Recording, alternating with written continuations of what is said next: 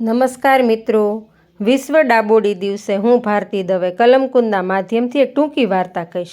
અરે પાર્થ, શું આમ સામે બેઠો બેઠો તાક્યા કરે છે તારી દીકરીને?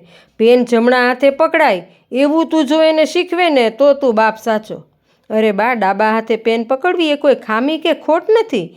બા, દરેક બાળકને એક આગવી દુનિયા અને આગવી ભાષા હોય છે.